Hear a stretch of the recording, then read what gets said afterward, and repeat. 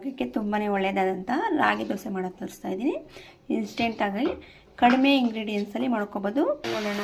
ಅದಕ್ಕೂ ಮುಂಚೆ first time video ನೋಡ್ತಾ ಇದ್ದೆ ಚಾನಲ್ನ ಮಿಸ್ ಮಾಡಿದ್ರೆ ಸಬ್ಸ್ಕ್ರೈಬ್ ಮಾಡ್ಕೊಳ್ಳಿ. ಎಲ್ಲ ವಿಡಿಯೋಸು ನೋಡ್ಬೋದು.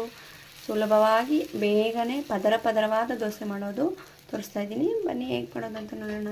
ಒಂದು ಬೌಲ್ಗೆ ರಾಗಿ ಹಿಟ್ಟು ಸೇರಿಸ್ತಾ ಇದ್ದೀನಿ. 1 ಕಪ್ ಆಗೋಷ್ಟು ರಾಗಿ ಹಿಟ್ಟು ಇದ್ರಲ್ಲಿ ತೊಗೊಂಡಿದ್ದೀನಿ.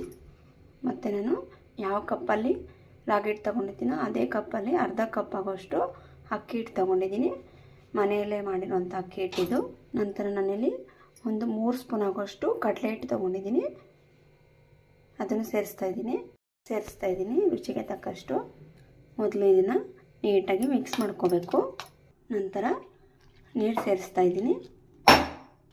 ಗಂಟಿಲ್ಲದೆ ರೀತಿ ದೋಸೆ ಹಿಟ್ಟು ರೀತಿಯಲ್ಲಿ ಮಿಕ್ಸ್ ಮಾಡ್ಕೊತಾ ಹೋಗಬೇಕು. ನೀವು ಇದಕ್ಕೆ ಬೇಕಾದರೆ ಈರುಳ್ಳಿ, ಕೊತ್ತಂಬರಿ ಸೊಪ್ಪು, ಕ್ಯಾರೆಟ್ ಎಲ್ಲ ಮಿಕ್ಸ್ ಮಾಡ್ಕೊಬೋದು.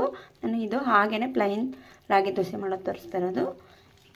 ನೀವು ಬೇಕಾದರೆ ಮೊದಲು ಈ ರೀತಿ ಕೈಯಲ್ಲಿ ಗಂಟಿಲ್ಲದೆ ರೀತಿ ಮಿಕ್ಸ್ ಮಾಡ್ಕೋಬೇಕು. ಯಾವುದೇ ಗಂಟಿದ್ರೆ ದೋಸೆ ಚೆನ್ನಾಗಿ ಬರೋಲ್ಲ. ನೋಡಿ, ಈ ರೀತಿ ದೋಸೆ ಹಿಟ್ಟಿನ ರೀತಿ ಇರಬೇಕು. ಯಾವುದೇ ಗಂಟಿರಬಾರ್ದು. ಆ ರೀತಿ ಮಿಕ್ಸ್ ಮಾಡ್ಕೋಬೇಕು. ಚೆನ್ನಾಗಿ ಮಿಕ್ಸ್ ಮಾಡಿದ್ರೆ ದೋಸೆ ತುಂಬ ಚೆನ್ನಾಗಿ ಬರುತ್ತೆ. ಈಗ ಇದನ್ನು ನಿಮಿಷ ನೆನೆಸಿಡೋಣ. ಚಟ್ನಿ ರೆಡಿ ಮಾಡ್ಕೊಳ್ಳೋಣ. ಒಂದು ಮಿಕ್ಸಿ ಜಾರಿಗೆ ತೆಂಗಿನಕಾಯಿ ತುರಿ ಸೇರಿಸ್ತಾ ಇದ್ದೀನಿ. ಹುರ್ಗಡ್ಲೆ ಸೇರಿಸ್ತಾ ಇದ್ದೀನಿ. ನಂತರ ಒಂದು ಪ್ಯಾನ್ಗೆ ಎಣ್ಣೆ ಸೇರಿಸ್ತಾ ಇದ್ದೀನಿ. ಎಣ್ಣೆ ಕಾದ ನಂತರ ಬೆಳ್ಳುಳ್ಳಿ ಹೆಸರು ಸೇರಿಸ್ತಾ ಇದ್ದೀನಿ. ಬೆಳ್ಳುಳ್ಳಿ ಫ್ರೈ ಆದ ನಂತರ ನಾನು ಖಾರಕ್ಕೆ ಒಣಮೆಣಸಿನಕಾಯಿ ಸೇರಿಸ್ತಾ ಇದ್ದೀನಿ. ನಂತರ ಕರಿಬೇವು ಸೇರಿಸ್ತಾ ಇದ್ದೀನಿ. ಮಿಕ್ಸಿ ಜಾರಿಗೆ ಸೇರಿಸ್ತಾ ಇದ್ದೀನಿ. ಇದಕ್ಕೆ ಸ್ವಲ್ಪ ಹುಣಸೆಹಣ್ಣು ಸೇರಿಸ್ತಾ ಇದ್ದೀನಿ. ನಂತರ 1 ಸ್ಪೂನ್ ಜೀರಿಗೆ, ರುಚಿಗೆ ತಕ್ಕಷ್ಟು ಉಪ್ಪು ಸೇರಿಸ್ತಾ ಇದ್ದೀನಿ. ಸ್ವಲ್ಪ ನೀರು ಸೇರಿಸ್ಕೊಂಡು ರುಬ್ಕೋತಾ ಇದ್ದೀನಿ.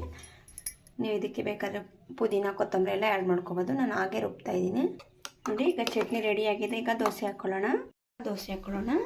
ತವ ಚೆನ್ನಾಗಿ ಕಾಯಲಿ. ನಿಧಾನಕ್ಕೇ ದೋಸೆ ಹಾಕ್ಕೋಬೇಕು. ಈ ರೀತಿ ನಿಧಾನಕ್ಕೆ ಹಾಕಿದ್ರೆ ತುಂಬಾ ಚೆನ್ನಾಗಿ ಬರುತ್ತೆ.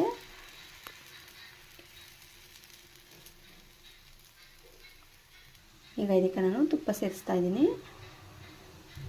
ನಂತರ ಎಣ್ಣೆ ಸೇರಿಸ್ತಾ ಇದ್ದೀನಿ. 2 ಕಡೆ ನಿಧಾನಕ್ಕೇ ಬೇಯಿಸ್ಕೋಬೇಕು.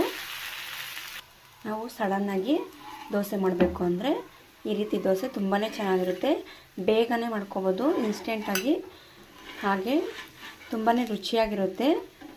ಈಗ ಪ್ಲೇಟ್ಗೆ ಸರ್ವ್ ಮಾಡ್ತಾಯಿದ್ದೀನಿ. ಅದರಲ್ಲ ಫ್ರೆಂಡ್ಸ್, ರಾಗಿ ದೋಸೆ ತುಂಬಾ ಚೆನ್ನಾಗಿರುತ್ತೆ. ಪದರವಾದ ದೋಸೆ ಎಷ್ಟು ಚೆನ್ನಾಗಿದೆ ಅಂದರೆ ಚಟ್ನಿ ಜೊತೆ ತಿಂತಾಯಿದ್ರೆ ರುಚಿನೇ ಬೇರೆ. ಮಕ್ಕಳೆಲ್ಲ ತುಂಬಾ ಇಷ್ಟಪಟ್ಟು ತಿಂತಾರೆ. ಆರೋಗ್ಯಕ್ಕೂ ತುಂಬಾ ಒಳ್ಳೆಯದು. ನೀವು ಸಹ ಟ್ರೈ ಮಾಡಿ. ಹಾಗೆ ಚೆನ್ನಾಗಿ ಮಿಸ್ ಮಾಡಿದೆ